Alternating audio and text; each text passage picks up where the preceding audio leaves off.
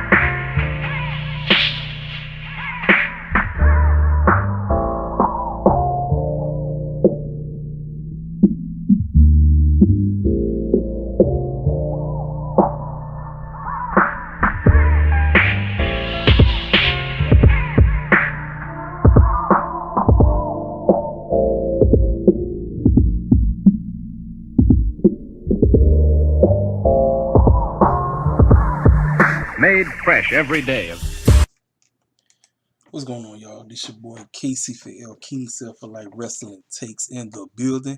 You know what? I think this is how I'm gonna do it. You know, instead of actually doing it the day of, if I actually get the time. If not, always expect to review the day after, or maybe a couple of days. That's more than likely. Expect to review the day after the show. Well, apparently, as you can see, what this episode was focusing on, revolving around this young lady right here, better known to the world as Bianca Belair, 2021 female Royal Rumble winner for the women's division. She was coming on the show to basically make up her mind who she going against at WrestleMania. So let's go ahead and break down the show. So we open the show, kicks off Roman Reigns, Paul Heyman, and Jey Uso. They coming down to the ring. As they coming down, they showed exactly what took place at the Elimination Chamber. They showed Daniel Bryan winning the match in the Elimination Chamber. And soon after the match was over, Roman Reigns comes down, beats the bricks off of him, basically choked him out.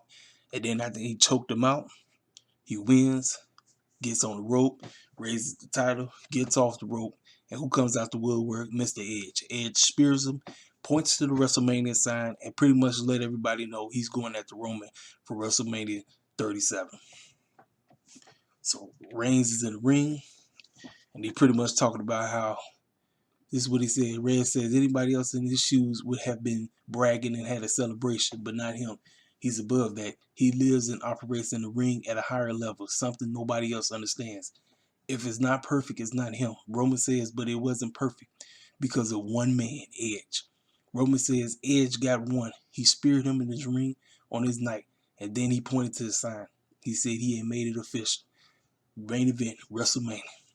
Then Reigns says this about Edge. He doesn't want it or need it in his life. He will give Edge another opportunity to back out and go home. He says he has a beautiful family. He's a father. He's a husband. He doesn't want to hurt him. He likes what he stands for. He appreciates it. Legacy, comeback, everything is represented.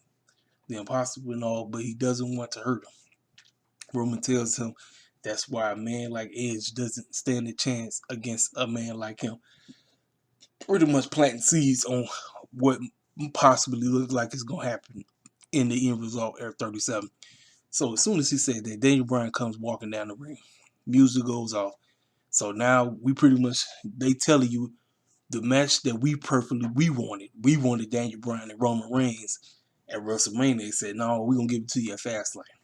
But at the end of the night, I think we're getting something different, which means there might be a chance of hope for Daniel Bryan to somehow find his way into the main event scene. But I'll talk about that a little bit later. Daniel Bryan says, there's people in the back that pretty much says that, all this stuff was all a waste of time and it's not Raw and you're not really a great champion. Like, you're a coward the way how you did it. You could have easily gotten in the chamber with us, but instead you wanted to wait till all the dirty work was done after I beat everybody, and then you tried to get the up one on me and everything. But it is what it is. But let me tell you something. It's not about qualification matches and all that. Let me get one more shot at you. Let me get one more shot to possibly win that Universal Championship off of you. And so as soon as Reigns was finna say something, Jey Uso pretty much laid Daniel Bryan out. I said, oh boy, I said, here we go. I do not want to see Jey Uso lose another match. Jey Uso belongs in the main event scene. But I am tired of seeing this man lose 24/7. It makes no sense. If you put him in the main event scene, what's the point? What's the point of this dude losing every match he be in? So obviously the match was set. If Daniel Bryan beats Jey Uso, he gets Roman Reigns at Fastlane. Well, that's how that situation finished. So we come back from commercial. Jey Uso's apologizing to Roman. He said, "My bad, man. I just got a little big head." Roman said, "Oh no, man." He said, "That's what I want." He said, "That's what I like. I want you to show that to let them know they respect you. You put it on them. You let them know what's up. You let them know what's going on." So then, in the background, you see Edge, Adam Pearce, and Sonya Deville in the backstage talking, and Edge is looking concerned, like, "What the clown is going on? Like, I know I'm supposed to be in the main event, but what the heck is Daniel Bryan doing out there? It's like this makes no sense. Like, acting all goofy and stuff." I'm like, Edge, just quit it, just stop. So then we get the same tag team match from last week, pretty much just like Monday Night Raw. This was nothing but rematches. It was rematch city. Rematches. Dominique and Rey Mysterio versus Gable and Otis. So obviously Chad Gable and Otis are heels. Let me tell you something. This is the best I've seen Otis look in the ring, period. Otis is always doing that goofy stuff and everything, but the fact that he basically destroyed Rey Mysterio for a second week in a row, doing all them belly flops and just slamming the man down and everything. And let me tell y'all something, man. I don't know about y'all, but I got a weird feeling that Dominique and Rey Mysterio may be on their way to WrestleMania, not as a tag team, but to face one another. I'm just throwing it out there. I don't know why I feel like that, but I feel like Dominique and Rey Mysterio are on their way to potentially end up going against each other. I don't know what kind of storyline they got to cook up, but we'll see how it works. We'll see it, So, like I say, Chad Gable and Otis, they end up winning this match easy. Basically, Rey was beat up again, and it looked like Rey got busted open in the nose too. So, listen, let me tell you something. The young man Dominique is improving each week. But like I said, we got to do something different. We got to do a little bit something different, and we can't keep having the same matches over and over again. If I seen it once, if I seen it twice, if I seen it 3 times, I'm good. You know what I mean? It is what it is. So we come back. Apollo Crews is coming down to the ring, and he got his Nigerian cloth scarf on. Apollo Crews is officially a heel now, and he's repping his Nigerian roots. There's people online that said that this was phenomenal. This is great. He's finally producing character. Let me tell y'all something. It is here it is. It's another stereotype gimmick. Angry black Nigerian man. Why does him repping his roots have to come across as negative? You see what I'm saying? This is what I said. They have a hard time trying to book decent babyface black folk. I'm serious, because it's like that, the stereotype of the evil, angry black man that, that's all. Then, like I said, they had this man talking in African. I'm like, wait a minute, when he started talking in Nigerian now? I'm like, listen, the promo was good. Apollo Crews is coming to his own, you know what I'm saying? But it's just, you know what it does? It paints the Nigerian culture in a bad light. I know some of y'all can probably say I'm reaching, but I'm just trying to tell you how it is. Because, Apollo Crews is just, he he living his culture. He said his great grandfather was one of the kings and had 5 wives and everything. And he taught him, he said, when they don't want to give it to you, you got to go take it for yourself. And he said, that's what I'm doing. He said, I'm finna take that Intercontinental Championship from Big E because I'm the man now. And as he was trying to talk, Nakamura interrupted him. He said he was a real African American. Get it? A real African American. Anyway, Nakamura come down to the ring. This is a rematch again. Decent match. Apollo looked dominant. I'll say, okay, that's the name of the game, is make Apollo look dominant. Decent match. Apollo gets the victory. So we move on from that. Now, come back from commercial break. Tamina win the tag versus Liv Morgan and Ruby Riott. I'm sorry, y'all. if like I said, if it's anybody else, I want to see leave WWE. I want to see Liv Morgan and Ruby Riott leave the WWE because it just looks like Vince and them have absolutely nothing for them. They sitting up here jobbing each week to Tamina. No, that's a dang shame. Liv Morgan and Ruby Riott are two great wrestlers. Yeah, I'm like, I don't know why they keep doing them like this. It's terrible. I'm like, I'm tired of seeing this nonsense. Each week, Liv, it's like Ruby lose one week, Liv lose the next. It's like, man, I'm tired of it. I actually thought that they was gonna be the ones that end up potentially winning the women's tag team titles, but nope. Tamina wins again, easy. Now I want to know where the clown was Bailey at. No Bailey, no what's the other girl? Billy Kay, nobody in sight, nowhere in sight. I don't know. Maybe they decided we're gonna give Bailey the week off because Bailey got some personal issues going on. I don't have to go over the whole situation. Most of y'all in wrestling land know exactly what that situation is.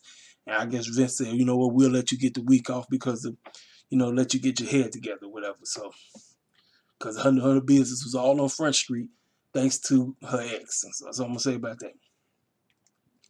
So we come back. We got Adam Pearce and Sonya Deville standing in the ring. And they introduced to us the 2021 female Royal Rumble winner, Bianca Belair. She come down to the ring. She started waving her hair, whip my hair back and forth, just like Willow Smith. I whip my hair back and forth. You know how she do, swinging a ponytail around and everything.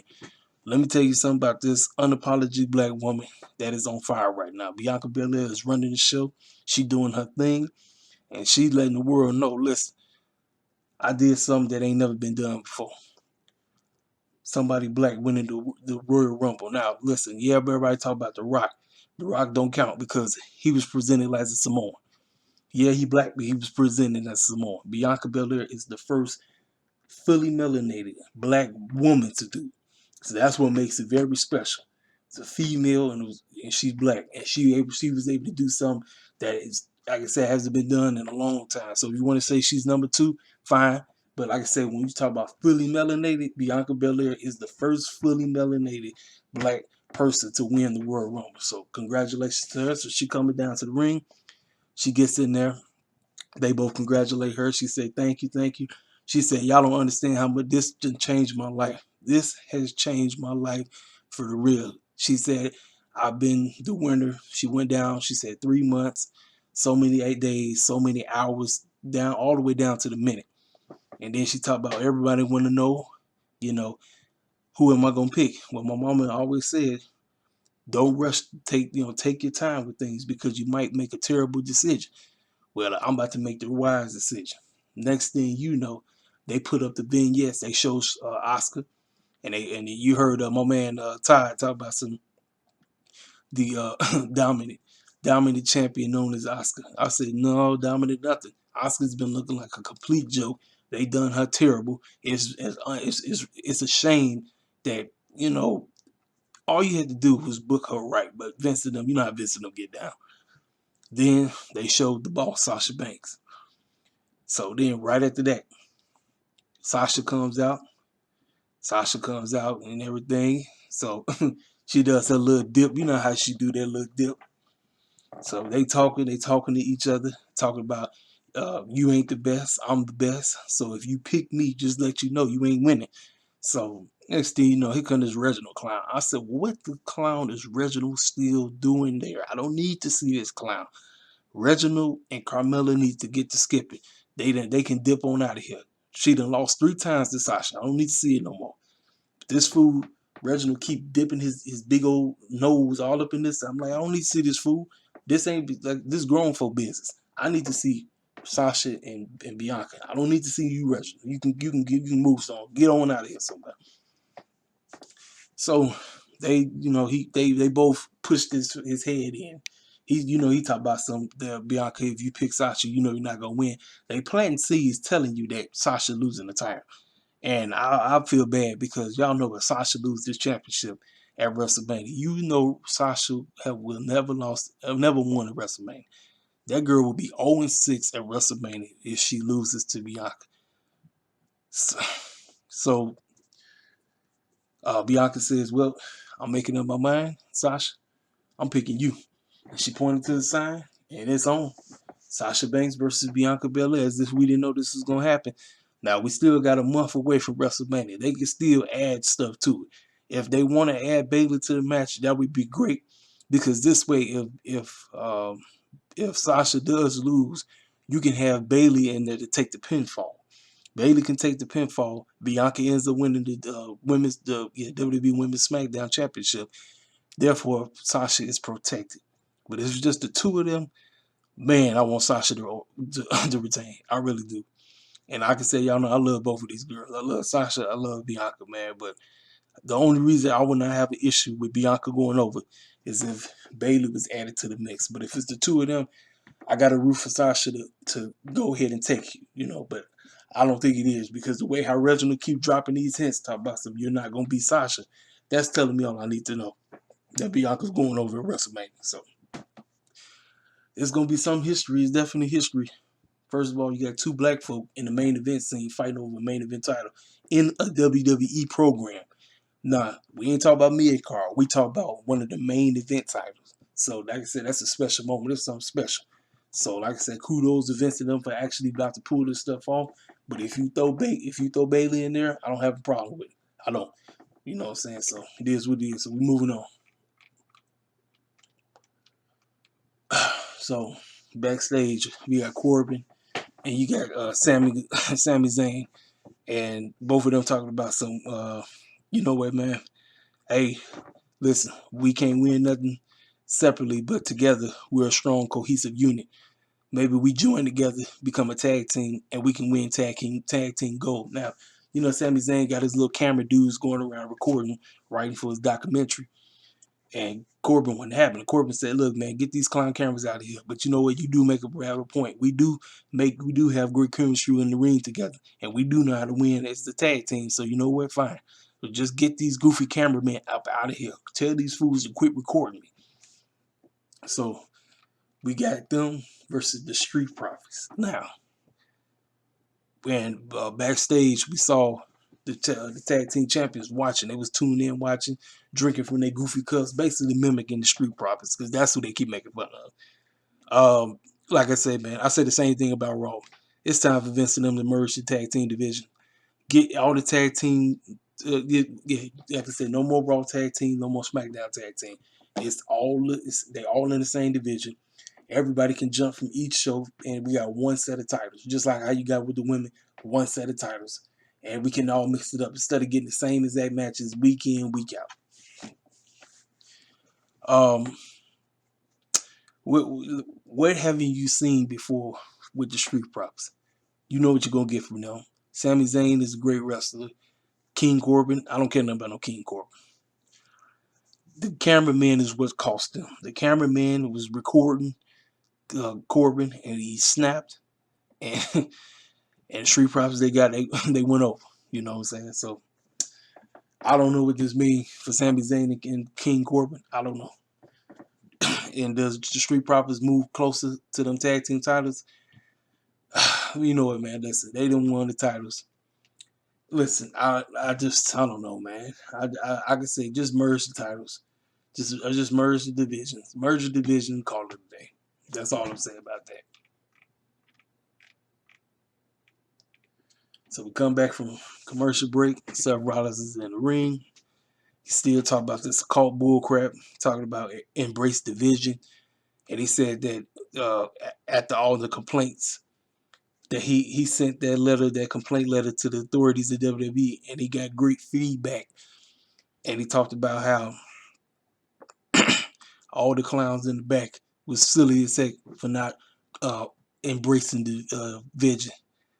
And one in particular started talking about Cesaro. And then as soon as he said Cesaro's name, Cesaro came out there, and Cesaro got in his face. He said, "Hold on, man." He said, "Before you do anything, listen to me." He said, "Me and you, we can do some big things together. All you got to do is embrace the vision." He wasn't going. He called him a loser. And he said, "I didn't mean it in that way. I didn't mean it like that." Next thing you know, Cesaro started doing I call it the ring around the rosy, where he pick you up by your legs and start spinning you around like crazy. That's exactly what happened to Seth Rollins. Seth Rollins did that ring around the rosy move, whatever it's called. I don't know the name of it. Forgive me. I just call it the ring around the rosy. That's what I'm calling it. He got that, beat him up, boom. So we could pretty much get Seth Rollins versus Cesaro moving forward. That's what's next on the line. Now we move on to the main event. Daniel Bryan versus Jey Uso. Daniel Bryan wins. He gets a Universal Championship shot at Fastlane. You've seen this match once. You've seen this match twice. Heck, you even seen it a third time. What it would like if I really don't have anything to say about it. Daniel Bryan's a great wrestler. Jey Uso's a great wrestler. The match ends in a no DQ. Nobody wins. They both got counted out. So then here's the deal. You seen Edge in the back and was talking about possibly, well, since he didn't win, how about Edge and Daniel Bryan team up against Jey Uso and Roman Reigns at Fastlane? You know what that means? That tells me that the fans like me who wanted Daniel Bryan versus Roman Reigns, we're going to get it. Why? Daniel Bryan's about to be added and it's about to become a triple threat. I can't wait to see that. I want to see that now. Now, you got me interested in the main event now. I care. Why? Because Daniel Bryan has been thrown into it. Now, I know some fans is like, oh, man, why this old clown is in there, man? Daniel Bryan don't need to be in there. Oh, it's going to help the match. Because, see, now I don't have a problem with Roman lose. See, this way you can protect Roman by having Daniel get pinned by Edge.